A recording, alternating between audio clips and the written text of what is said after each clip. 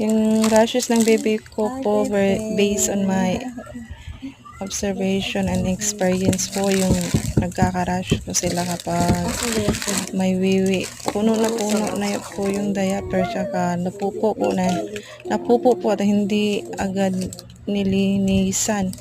At na-observe ko rin po dahil po sa wipes na gamit din po. Hindi sa kanila, kaya po nagpalit ako ng wipes. Ito pong diaper na to, sa Shopee ko nabili.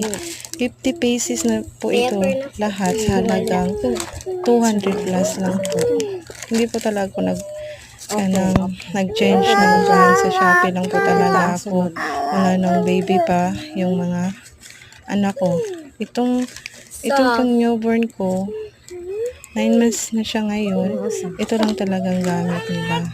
Hindi naman sila nagkaka-rashes na.